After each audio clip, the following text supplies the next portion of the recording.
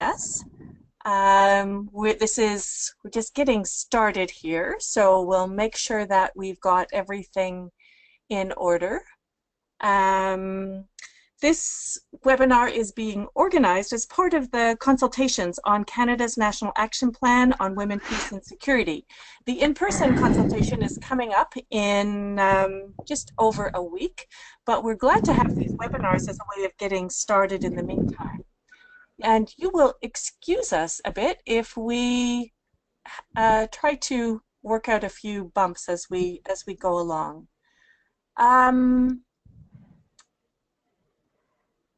Monique, how do I share my screen?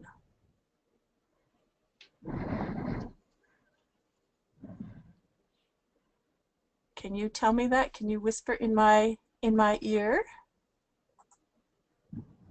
Whoops. Great. Hi. Hi, can you tell me how I share the screen?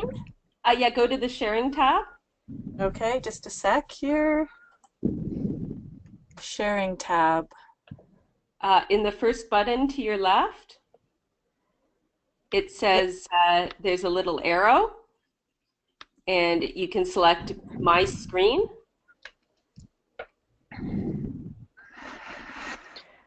Share my web screen. I see the webcam, the audio, and the chat.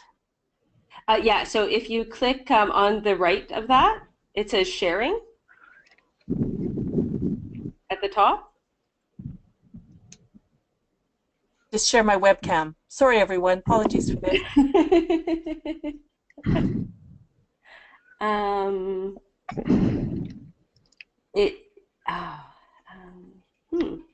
I get a mic, I get a webcam, and I get view in window mode. You must have a different box than me. Can you put the PowerPoint up? Here, just a sec. I'm going to send you a message, Beth.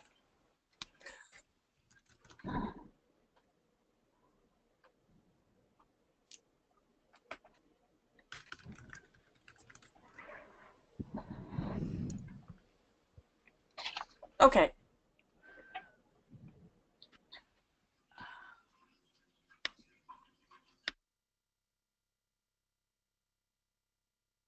In the meantime, let's get started. Since we have, I'm not sure how many people we have online, but welcome everyone. We're really glad to have you with us today. Today we're going to be exploring the national defense side of Canada's National Action Plan. And for those of you that are aware, the National Action Plan, the previous one, ran from 2010 to 2016.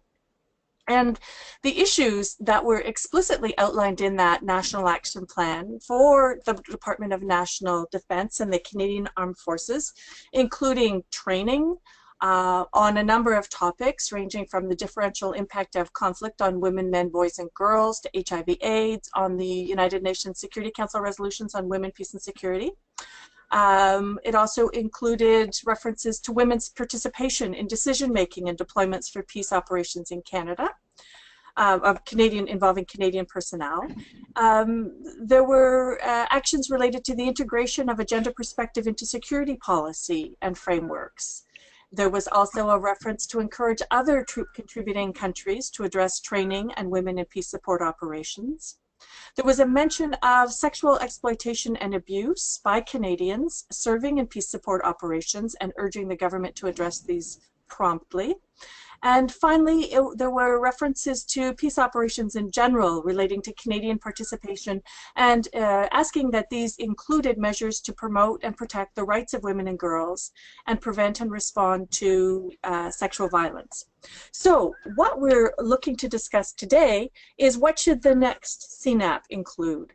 And we're really fortunate to have with us two excellent researchers, academics who have done a lot of very, very interesting work on these topics. I'd like to introduce Maya Eichler from Mount St. Vincent University in Halifax. Maya is the Canada Research Chair in Social Innovation and Community Engagement, as well as an assistant professor in the Department of Political and Canadian Studies. And I'd also like to introduce Stephanie Van Hlatke, an assistant professor of Political Studies at Queen's University and the director of the Queen's Centre for International Defence and Policy. Stephanie has also worked extensively with NATO, the North Atlantic Treaty Organization, and she is the founder, co-founder, and current chair of the board of Women in International Security Canada. So, welcome Maya, welcome Stephanie. Thank you so much for having us. Great. Monique, do we have the PowerPoint up now?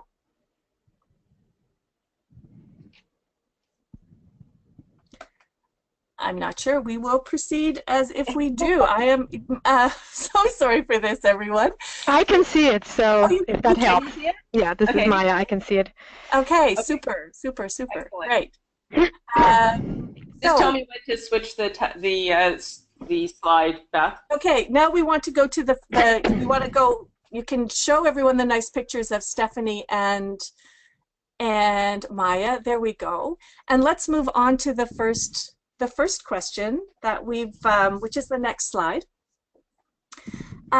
Stephanie, this question's for you. We've called this webinar More Than Counting Women in the Military because there's a lot of discussion that women, peace and security, the women, peace and security agenda does involve more than just increasing the number of women serving at different ranks in the military. What do you see as the key issues that the Department of National Defence and the Canadian Armed Forces should address if Canada is to contribute to achieving global women, peace and security goals? Thank you, Beth. First of all, I think that counting women is important, to be sure. For a lot of us doing research on women, peace, and security, one of the challenges that we've faced in the past decade is getting reliable data on women's participation in the Canadian Armed Forces, especially when it comes to the number of women who are deployed on operations. So now you're seeing a shift in the last few years where that data is more systematically collected, and of course that's not only helping with benchmarking and with measuring progress at the national level, but it's also very useful then for the type of work that happens on the margins by researchers and civil society organizations that want to provide some much needed analysis. So even though the title of the event is called More Than Counting Women, I really think it's important not to lose sight of that because gender disaggregated data is fundamental.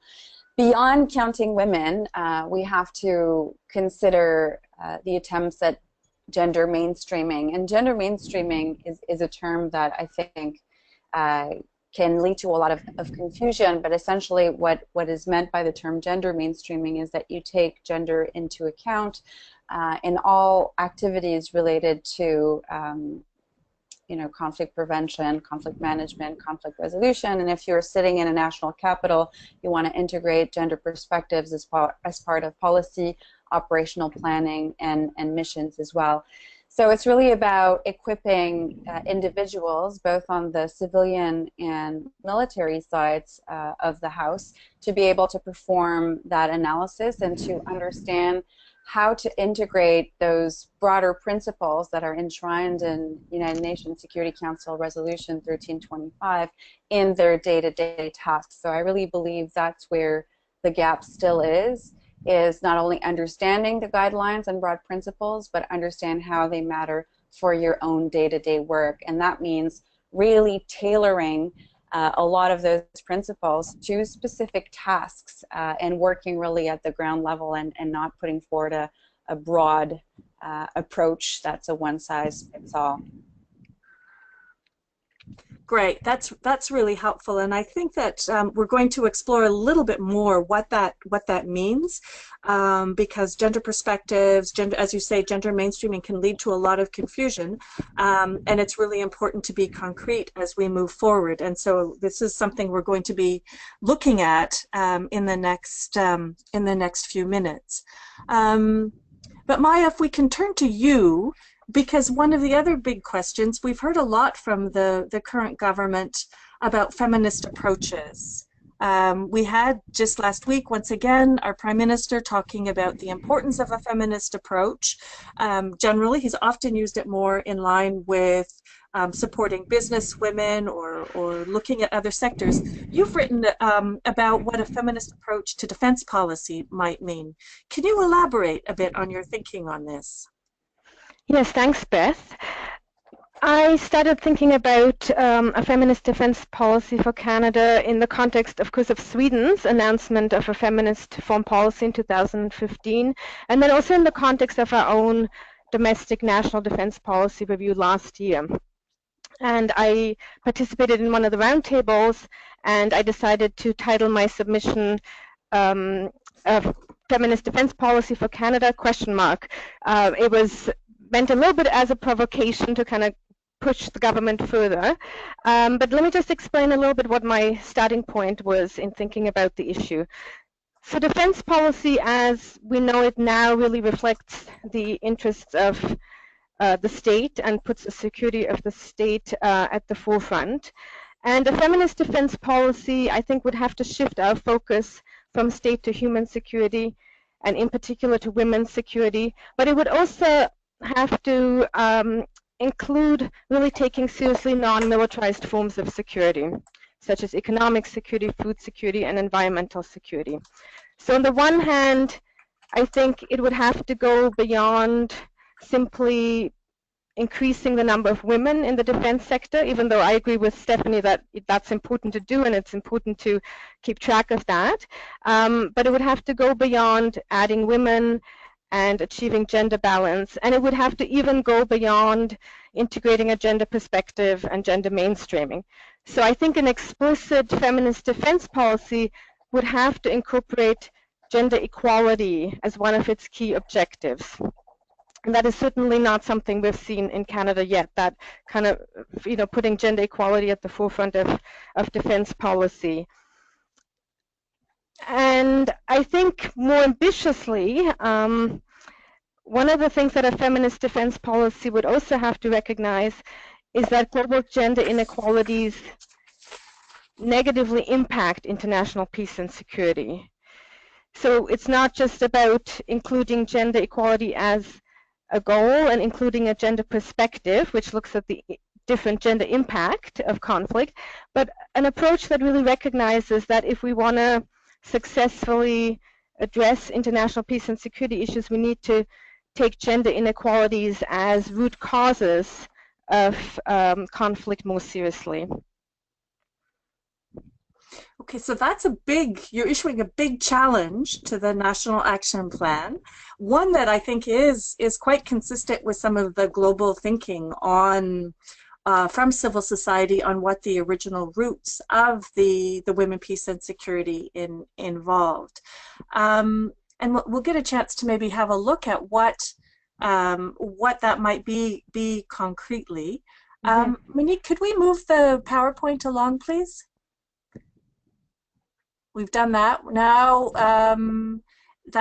okay, so Stephanie, back to you. You talked about how it would be important for people to take a gender perspective into account into their day-to-day work, that we have to understand what this means for people working in different areas. And certainly then training will be an important element of that. I know that you've done research on what makes for effective gender training for defense personnel. Could you elaborate a little bit on what that might involve? And can you comment on where the Canadian Armed Forces are currently in terms of gender training? Absolutely. Thank you very much. So the research project that you're referring to is currently funded by the NATO Science for Peace and Security program.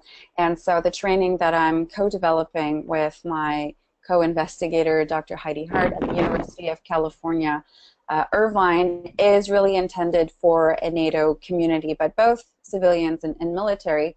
And the approach that we've taken, and it's based on the research that we've done, is that to be able to integrate this kind of gender training, you really need to know the organization that you're dealing with inside out. So the first task that we set out was to do a comprehensive review of all of the policy documents, guidance documents, directives that NATO had produced on gender, and proceeding to coding these 102 documents over the first summer with a team of research assistants. And then by understanding how NATO works across its institutions already in terms of gender mainstreaming, you can find the relevant entry points for more tailored gender training. So for us, we needed to find the induction training or the security briefing or any other occasion where we can integrate a gender analysis as part of NATO's day-to-day tasks.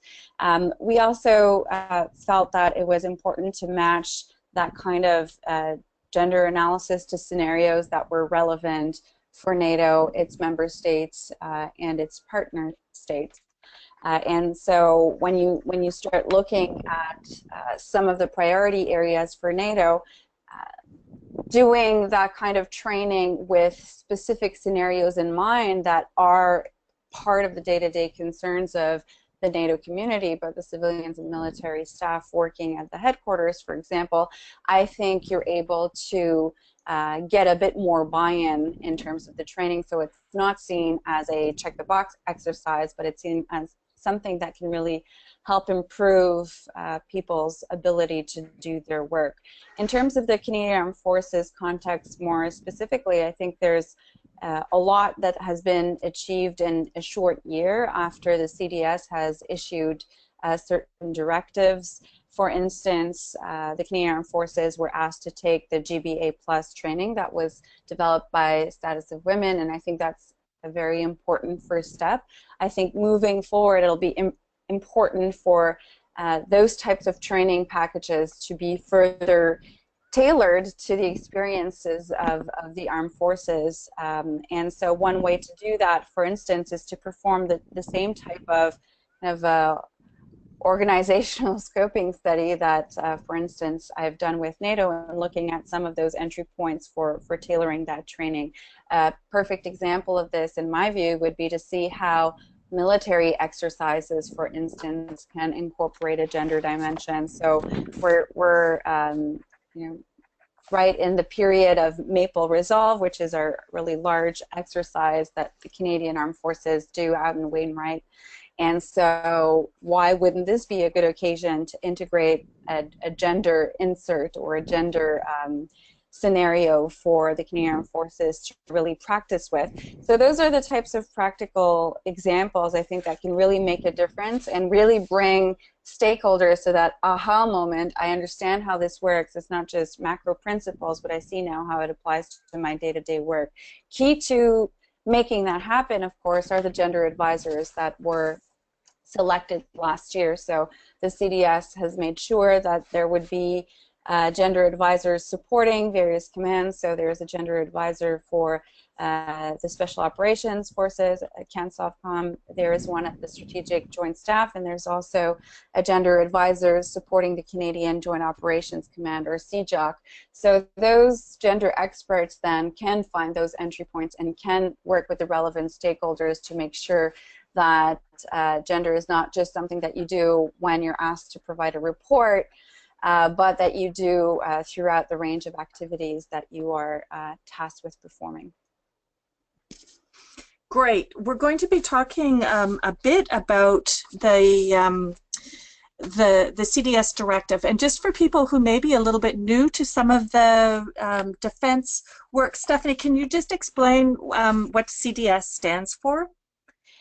Yes, it's the Chief of the Defense Staff, so he's the highest military officer in the Canadian Armed Forces. Thanks. And also in terms of training, you mentioned the GBA Plus, and that's just to clarify, that's the Gender-Based Analysis Plus training that, as you mentioned, Status of Women has developed. That is a generic course that's being promoted across all of the Canadian Federal Service, and there's Status of Women Canada has significant amount of information online that people can check out if they're interested in that.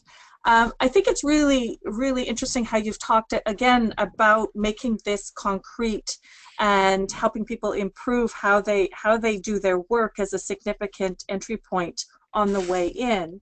And some people would say that the Chief of Defense Staff's directive for integrating Security Council Resolution 1325 was a very important document. It was adopted last year, as you mentioned. Maya, I'm wondering if you can tell us a little bit about this directive and what makes it so significant. Sure. So this directive was signed in January 2016, and it's really significant because it explicitly states a commitment to applying a gender perspective to all Canadian Armed Forces planning and operations, and it does that in this single document, and that's really the first time that the Canadian Armed Forces has presented its commitment in this sort of very integrated and structured way. So I think it was very interesting for those of us watching these efforts over the years.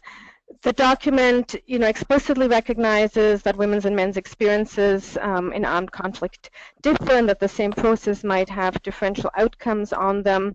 It also very clearly, reaffirms Canada's international commitments to gender mainstream its defense policy, both through the UN and NATO. And it also lays out some of the ways in which the Canadian Armed Forces plan to implement this gender perspective. So, for example, one of the things it mentions is that DND and the Canadian Armed Forces plan to meet twice a year with civil society groups to discuss progress on applying a gender perspective. One of the central terms that is used that Stephanie already brought up is GBA+, Gender-Based Analysis Plus, and the way that it gets defined in this directive is as an analytical competency. So it is a competency that the goal is that everyone in the Canadian Armed Forces will eventually have. And so this is the means by which gender mainstreaming is going to be carried out.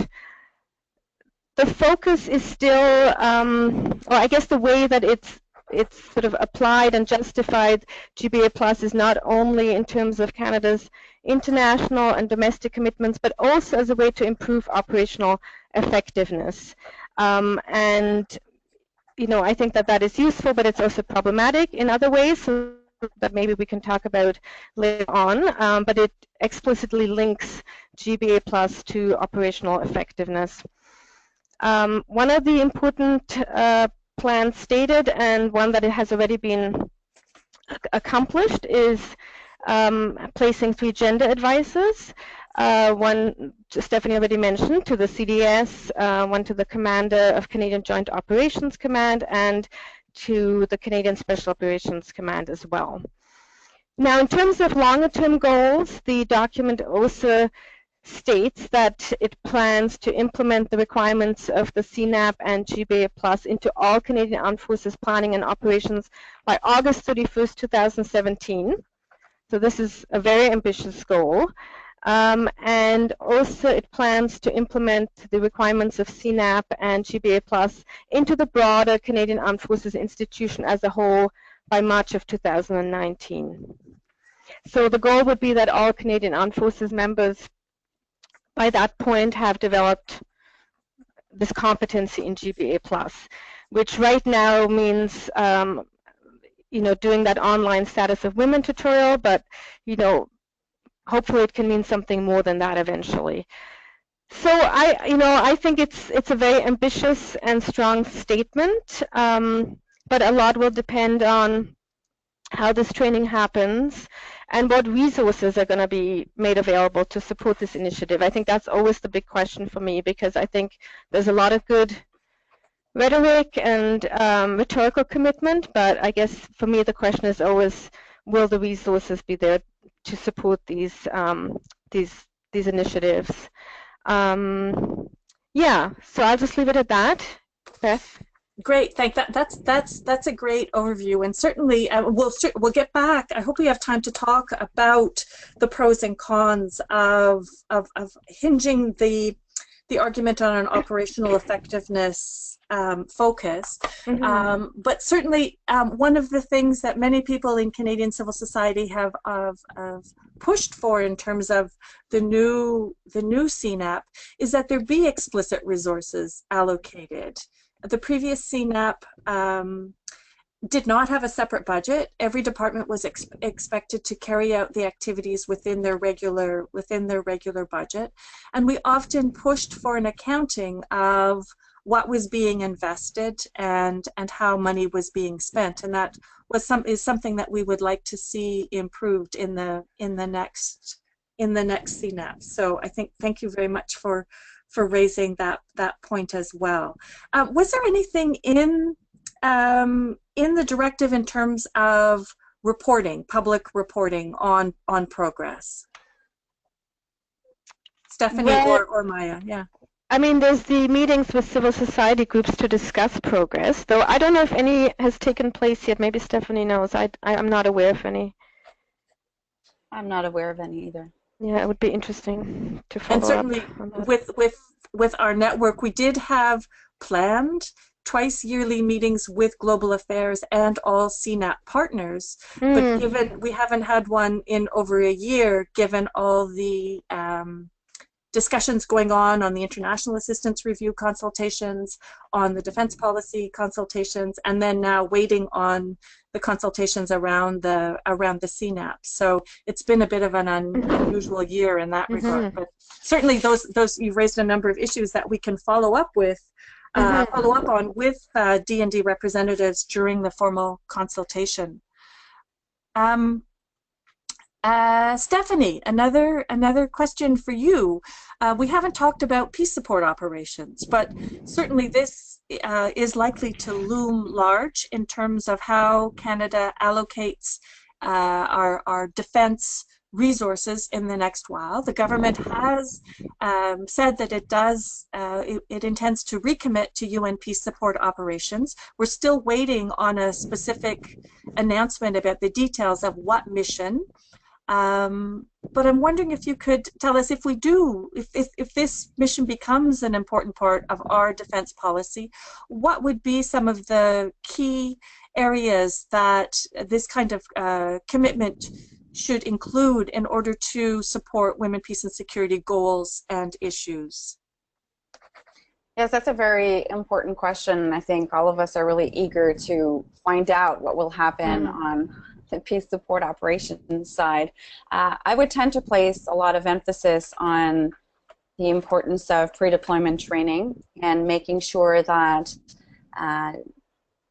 gender is a central part of that pre-deployment training. Right now, this type of training is offered, for instance, at the Peace Support Training Center here in Kingston, Ontario, where I am. And there are some key slides as part of this pre-deployment training that deal specifically with the Women, Peace, and Security agenda, but not so much in terms of what we've been talking about today, the more gender mainstreaming aspect. So from what I could see, a big emphasis on sexual and gender-based violence, but in the context of conflict, and less so when it comes to sexual violence perpetrated by peacekeepers themselves, and doesn't engage so much either with this narrative that UN Women is driving about the importance of having women at the table when peace is being negotiated, and the importance of having women as part of the peacekeeping force. And here again, I'll just state that this is the narrative that has been favored by the UN, creating this link between the presence of women and better operational outcomes, and then we can certainly debate the merits of that approach.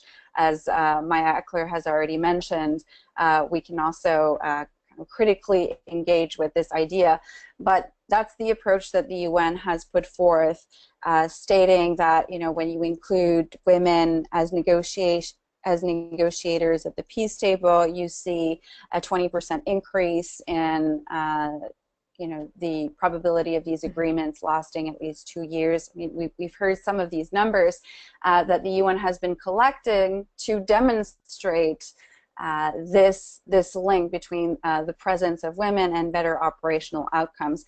The other types of arguments that the UN has made is that when you have more female peacekeepers, either as uniformed personnel, both military and police, but also as civilians as part of those missions, you broaden the skill set. You introduce role models to local women and girls. Maybe female peacekeepers are more approachable, so it would be easier to interview survivors of sexual and gender-based violence. So those sets of different arguments that are put forth by the UN, I don't think are really grappled with when it comes to the type of pre-deployment training that is currently available for the Canadian Armed Forces. Something else that I think the Canadian Armed Forces need to focus on is that, even though Canada has been engaged in peace support operations, it's had, less than 30 peacekeepers out there recently. So Canada will have to re-engage with what UN culture is, really to be able to understand how best to again, integrate the gender perspective as part of new peacekeeping operations. And here I think there might be some merit for a center like the Peace Support Training Center, or for some of the individuals that will be tasked with a commanding role in operations, but to look at what other peace support training centers have done elsewhere in the world, whether it's Scandinavian partners or some of our more traditional allies, just to see some of the best practices that have been developed, to engage in a bit of benchmarking, because we're really going to see a scaling up of Canada's involvement. And so having 29 military personnel in the field is very different from several hundreds. And so how is that scaling up going to happen? And I think that Canada would benefit from re-engaging with other stakeholders elsewhere in the world to make sure that it's at the very cutting edge of best practices when it comes to peacekeeping in general, but also the integration of a gender perspective as part of peace support operations. So do you think that there's lots we can learn from other forces around the world? I certainly think that the Peace Support Training Center in Canada obviously hasn't been resourced to the same extent as other peace support centers elsewhere in the world that have played a much more active role in peace support operations. I'm thinking of the Swedes and the Norwegians in particular. And if they have managed to invest a lot more in terms of studies and reports to support the work of their deployed military personnel in peace support operations, then this is something that Canada needs to look at and to arm itself with data analysis, lessons learned, and good practices as it re-engages. Because even though Canada has the stated commitment to re-engage, let's be honest, the resources are still very limited. And with the Canadian Armed Forces stretched so thin, asking them to do a lot more with the same amount of resources will require relying on existing resources that may not be here in Canada, but may be elsewhere. Mm-hmm. And that's interesting, because that's even an element that has been raised about the CDS directive and about looking at women, peace and security issues more generally in the armed forces, that once again we're asking an already stretched organization to take on extra tasks, do more training, and develop more skills, and that this can be very, very difficult if additional resources aren't provided to do that. So it's I think it's going to be an interesting challenge.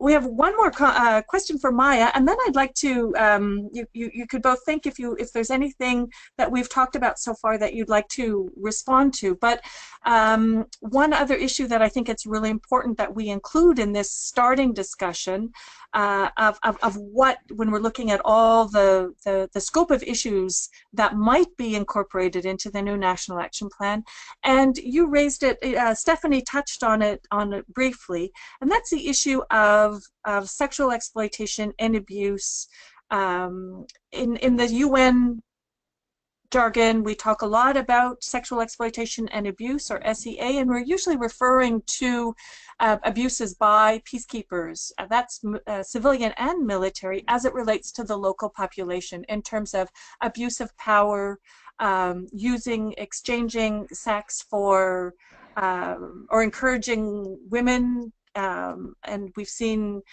sex for goods, but we've also seen in the last several years not just transactional sex, but we've seen horrific abuse of young boys and girls by peacekeepers under the UN flag.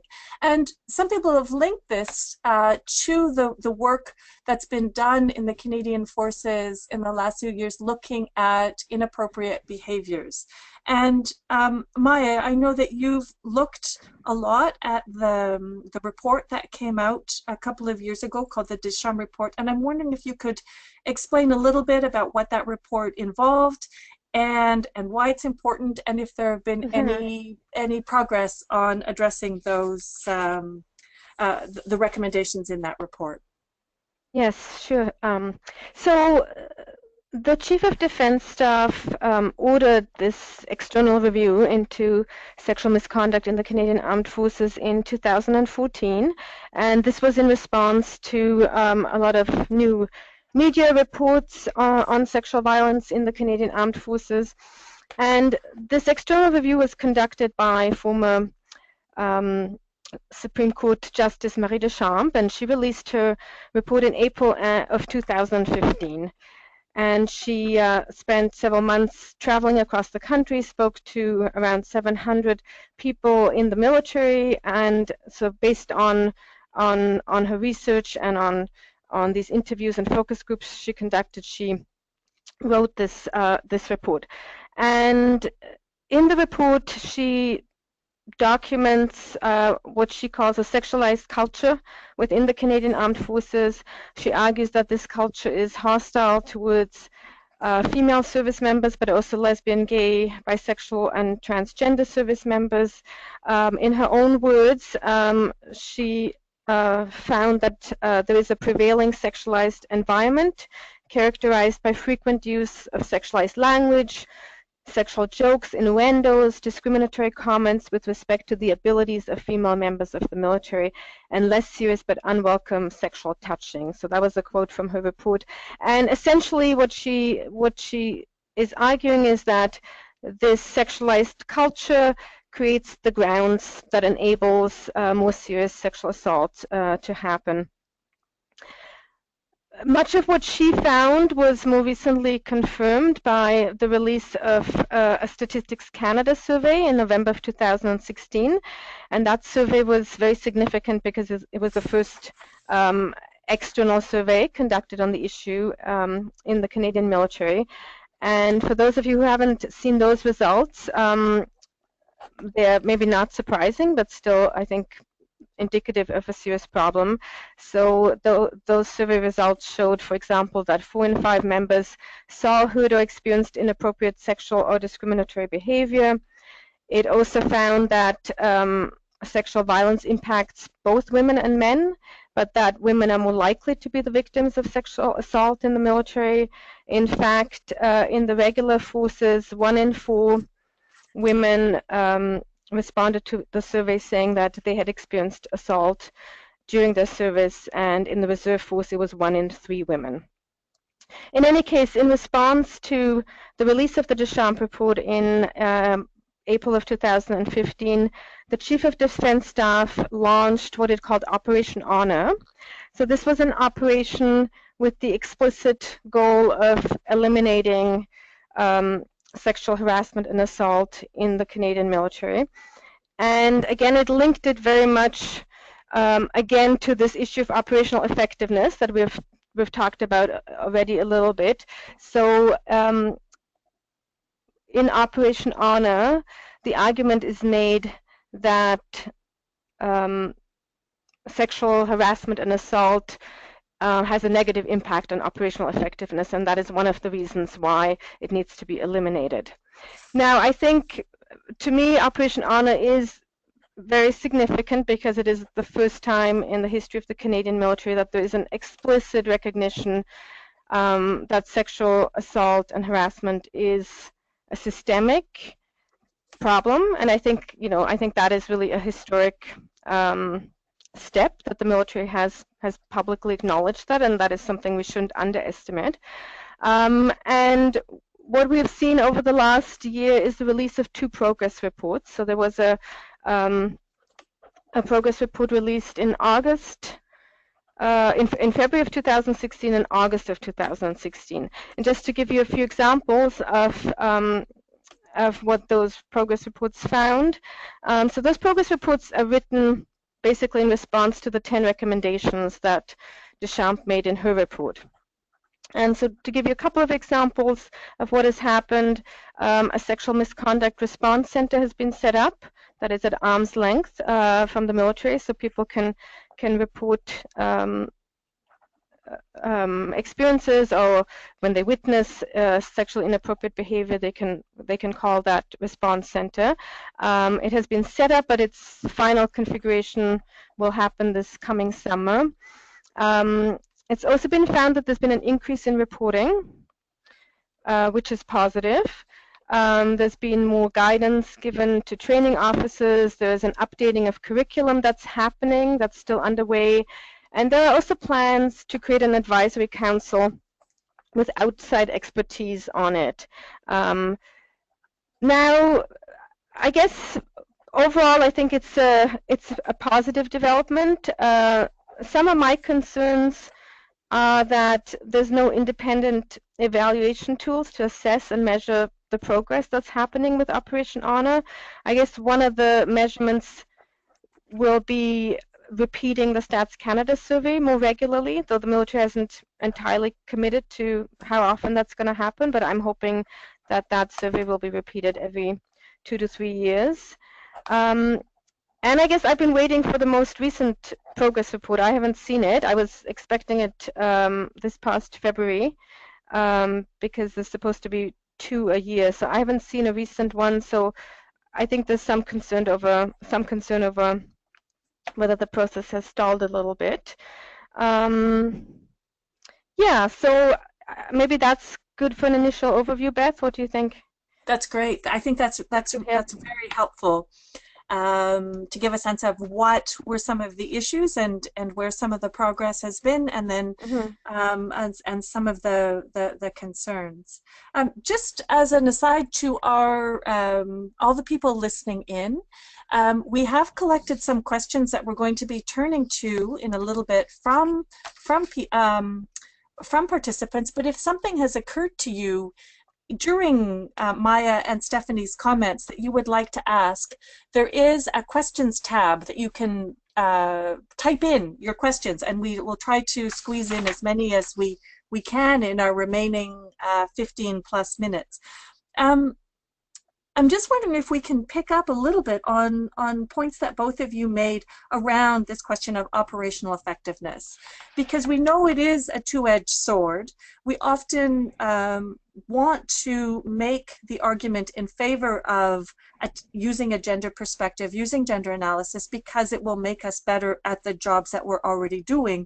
But there also are some concerns with this. You raised this, Maya. Do you want to take a couple of minutes to explain what your concerns are? So I think that, definitely the argument can be made that taking a gender perspective into consideration gives us a better understanding of a particular security context. So that's not what that's not the problem I have with it. So I think for sure it gives us a better understanding of what's going on the ground. It gives us a better understanding of the impact of that policy. But I guess my concern is with the almost what I would call an instrumental use of gender, right? This idea that it has instrumental value, I think maybe takes away a little bit from the intrinsic value that it has in terms of the goals that are important, right? And this goes back to what I was saying originally about a feminist defense policy, right? I mean, the question is really about whether our focus should be on more than operational effectiveness. and the Defence of Canada, should gender equality be a goal of defense policy? So I think that is something that we need to grapple with when we start talking about operational effectiveness and gender, because we're really not going as far as at least feminist scholars are urging us to go. And I guess the other, my other issue with operational effectiveness and the way that it's been used in particular in relation to the Deschamps report and questions of sexual violence in the military is that that instrumental approach doesn't go far enough in challenging the underlying, what I would call masculinized warrior culture of the Canadian military. So in a sense, it's almost using that warrior culture, right, that idea of military ethos and operational effectiveness to address a problem that has at its roots some of those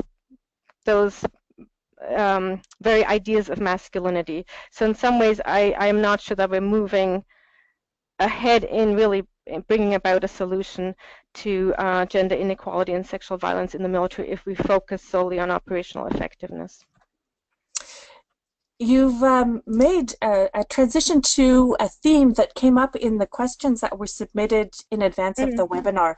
And so, Stephanie, I'm wondering if you want to try to tackle them, even though they're difficult. We've had one question that says, it would be great to hear from the panelists about the efforts needed or underway to change the culture of violent masculinities in the military. And another one, do current efforts of gender-based analysis for defense policy include a sensitive understanding of the issue's effects of militarized masculinity? I'm throwing that into your court. What do you have any perspectives on that? Yes, and if I have time to, I'd also like to chime in on the previous question that was posed to Maya. But so from the work that I've done so far, I've noticed a bit of a concerning disconnect between the Canadian Armed Forces as an organization and activities that they perform that would be considered internal, and then their whole external range of activities which happens in the context of missions. And I think that so far, when it comes to sexual and gender-based violence, there has been a real focus on that external realm, as I mentioned before, and the whole Deschamps file has been treated as really separate from anything else that the Canadian Armed Forces are doing on gender. And I can understand some of the organizational reasons for why this choice was taken, but I also think that when you were introducing training like GBA+, what you're really trying to do for your staff is to get them to have that broad-based awareness of how gender applies in all of the contexts, whether it's internal or external.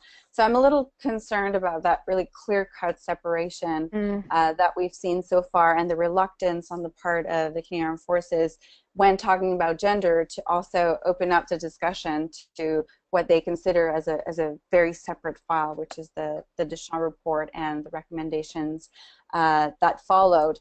I also think there's maybe a bit too much risk aversion when it comes to engaging more deeply about the culture of the Canadian Armed Forces and ideas around militarized masculinities. Now, that doesn't mean it never happens, because I know a lot of committed instructors who are willing to grapple with these difficult concepts and how they have been impacting military culture.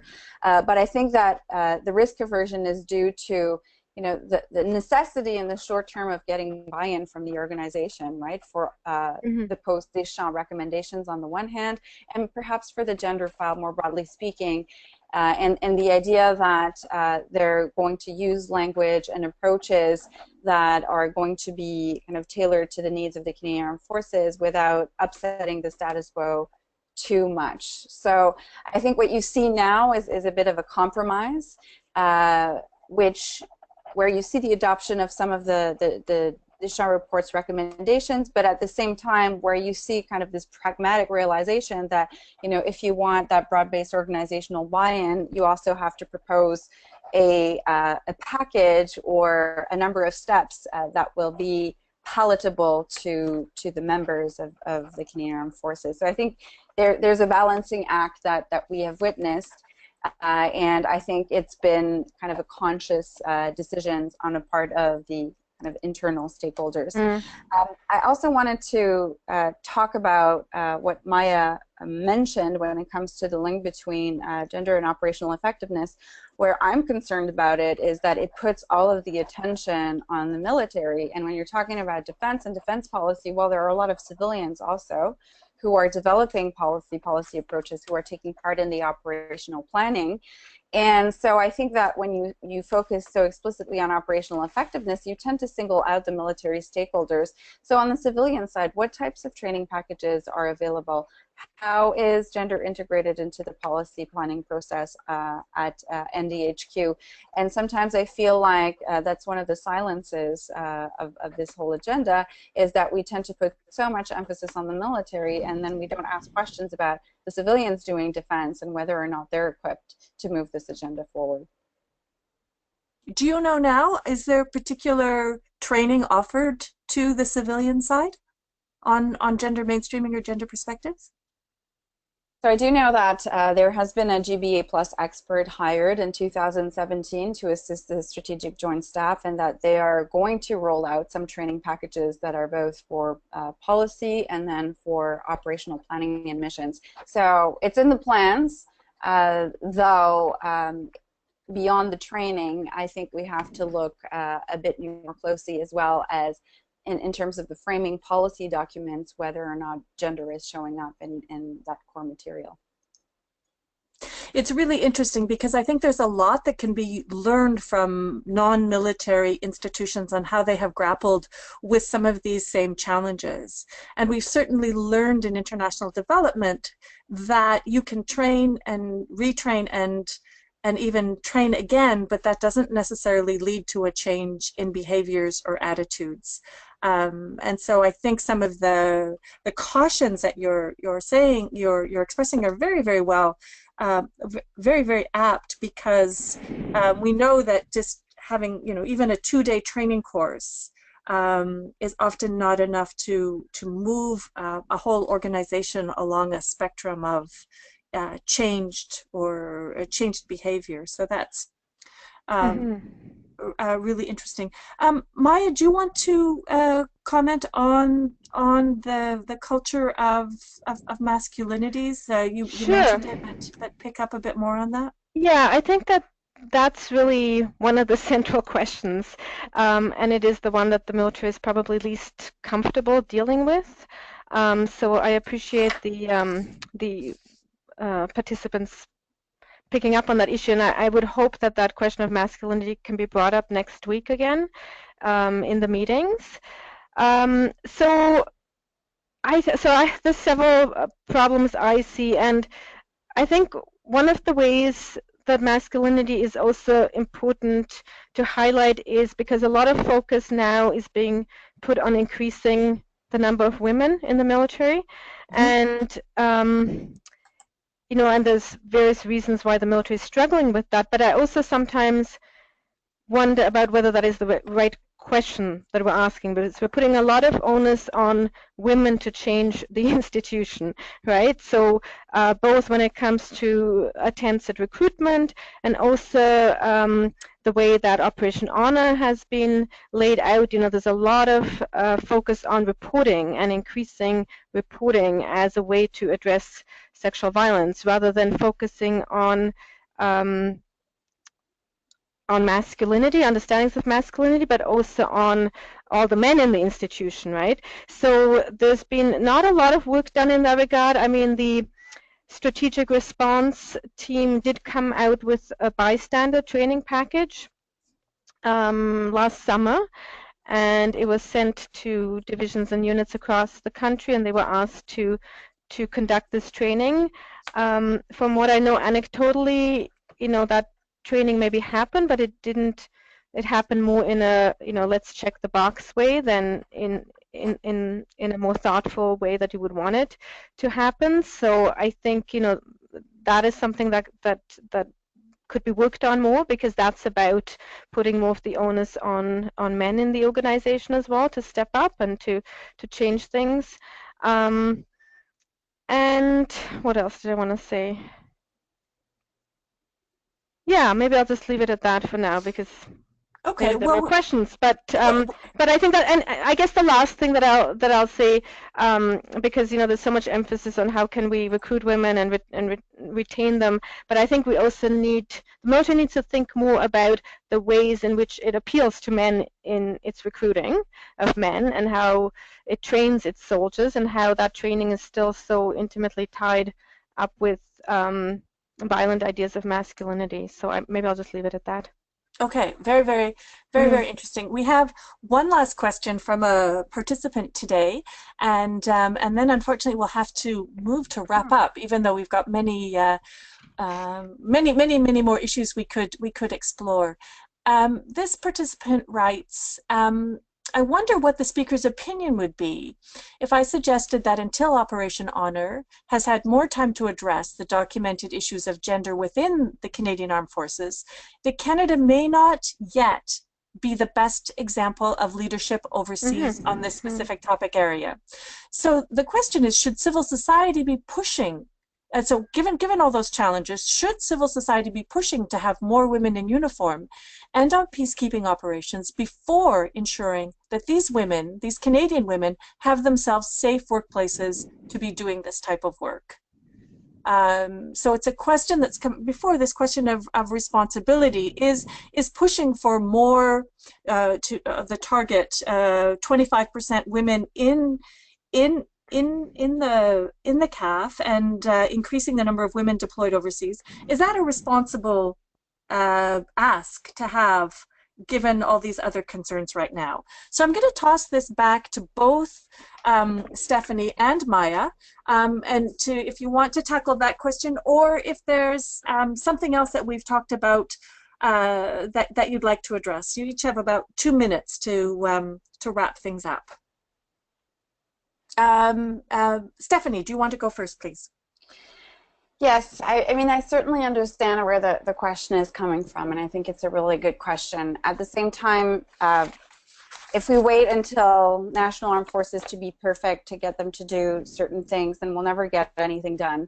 And so in the spirit of being a bit pragmatic in terms of my answer, I think it's really important to acknowledge what the gaps are and the failings. And as an organization, the Canadian Armed Forces has done some of that with the Deschamps report and by adopting various measures that would allow the Canadian Armed Forces to catch up, so to speak, because I definitely buy into the argument that even though Canada was one of the first nations to remove professional barriers for women in the military, after that it wasn't very active in terms of pushing other reforms forward. So you had this period of stagnation, and Maya and I have discussed this in the context of women in international security events, but where you saw a really a gender neutral ethos where a soldier was a soldier, it didn't matter if you were a woman or a man. Now the Canadian Armed Forces are grappling with that conception and engaging a bit more directly with more complex gender concepts, but there is still a bit of a gap between the Canadian Armed Forces and, let's say, other nations. I'm thinking of Scandinavian nations who have engaged with ideas of gender more comprehensively than the Canadian Armed Forces have done in the last 2 decades. So on the one hand, I agree with the premise of the question that Canada certainly is not a leader yet in terms of a lot of those guidelines, and perhaps is not the best example of leadership, but it certainly has the potential to be, and I don't want this to be the reason for why Canada doesn't engage on those issues. In fact, I think taking a leadership position is one of the surest ways to make sure that sustained attention will remain on this very important issue in the women, peace, and security agenda, more broadly speaking, if we're referring to peace support operations. Right. So some challenges and some work yet to be done. Maya, the last word goes to you. Yes, I think that's an excellent question.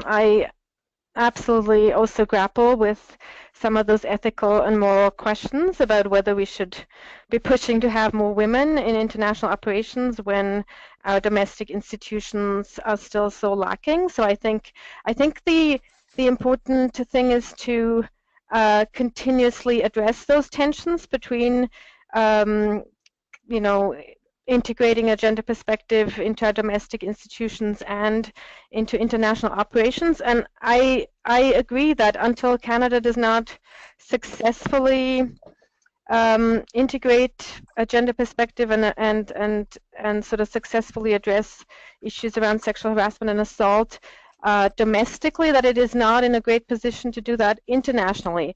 That being said, I think that this effort is going to be ongoing. You know, I don't actually agree with Operation Honor in that sense that, you know, it will have this this final date where the goal will be achieved. I think this has got to be an ongoing attempt, and I think linking the domestic and international is useful because that way we can sort of also put international pressure on Canada to gender mainstream its domestic institutions. So I think the question's important to keep in mind, and I hope that people next week at the meetings keep bringing up the issue of the Deschamps report. I think that would be really, really important because it is actually central to our success in terms of gender mainstreaming our international operations. Excellent. Thank you for the concrete advice for next week. And thank you both, Stephanie and Maya. You have given us some background information. I think you've outlined the key issues that will have to be grappled with in looking at what will go into D&D, Canadian Armed Forces component of the National Action Plan, from the participation of women to training to the operational effectiveness to how do you build these skills, what kinds of actions will be needed, to the whole issue of the Deschamps report and the culture within the military, what we can learn from others, and what it will take for Canada to be a leader on this important issue. So thank you so much for the informed and thoughtful contributions that you made today. I'd like to thank everyone for listening. We've gone a little bit over, but I'm saying because we had that lovely conversation at the beginning about how to make this thing work. We'll just take another minute to wrap up. That there's more documentation on the CNAP Consult website. We have links to some of the documents that we've mentioned today, including the CDS directive on the integration of 1325. In the Women, Peace and Security brief to the Defense Policy Review, there's also links to the Deschamps report and some of the background information. And we've also got links there to the submissions that both Stephanie and Maya made to the Defense Policy consultation last year. On other themes, don't forget to sign up for the other webinars. We have one on Wednesday looking at refugees and women, peace and security, and then one the day right before 2 days before the consultations, looking at this whole discussion of feminist foreign policy, which should be very interesting as well. We have a survey on the website that we encourage you to go to and complete. And we just look forward to the ideas and discussions and in making the next National Action Plan on Women, Peace and Security as concrete, useful, and effective as possible. So thank you again, Maya and Stephanie, for your inputs into helping us build a strong discussion. And thanks to Monique for getting us all organized today. Thanks so much, Beth. Thank you, Beth. Opportunity. Thank you, Monique. Thanks, everyone.